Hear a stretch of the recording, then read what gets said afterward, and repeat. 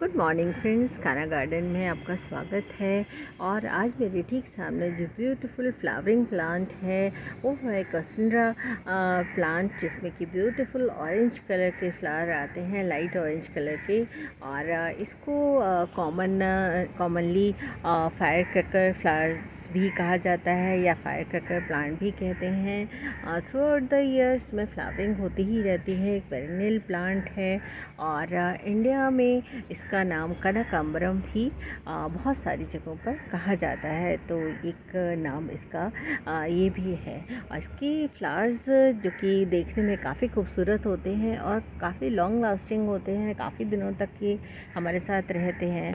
तो इनके गजरे वगैरह भी बनाए जाते हैं। और साउथ में ये काफ़ी पॉपुलर है ये वाला प्लांट। और इसकी फ्लावर्स के लिए इनकी खेती की जाती है, कल्टीवेशन किया जाता है और काफ़ी इनका यूज़ किया जाता है, इस्तेमाल किया जाता है इन फ्लावर्स का। तो ये प्लांट एक सन लविंग प्लांट मैं कह सकती हूँ। मॉर्निंग की धूप की नीड इसको होती है, बहुत ज़्यादा तेज़ धूप की ज़रूरत नहीं है। अगर आप अपने टेरेस में लगा रहे हैं तो मॉर्निंग की धूप इसको मिले तो ये अच्छे से फ्लावरिंग करता रहता है।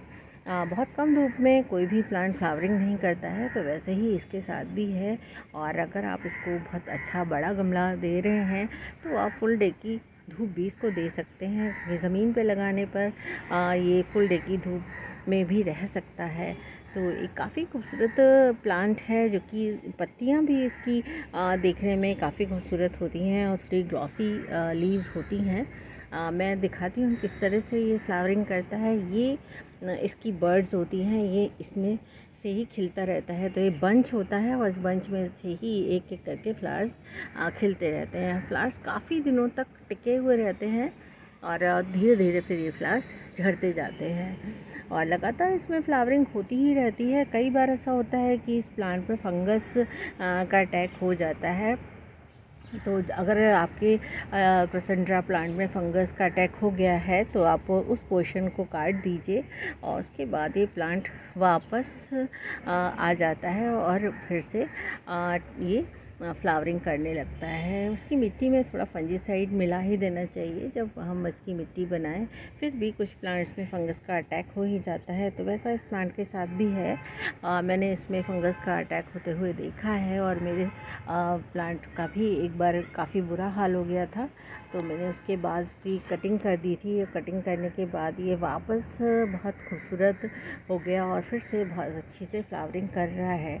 तो हम कह सकते हैं कि इजी टू मेंटेन है ये प्लांट।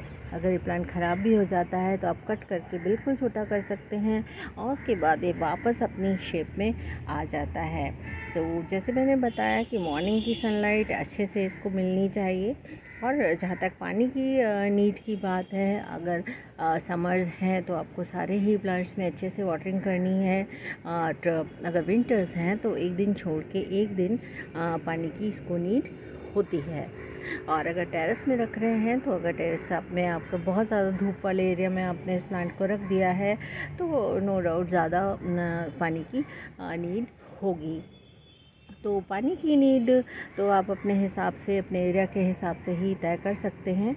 और जहाँ तक सॉइल की बात है तो एक वेल ड्रेन्ड सॉइल बनानी है। वेल ड्रेन्ड सॉइल सभी प्लांट्स के लिए ज़रूरी होती है, तो वैसा ही इसके साथ भी है।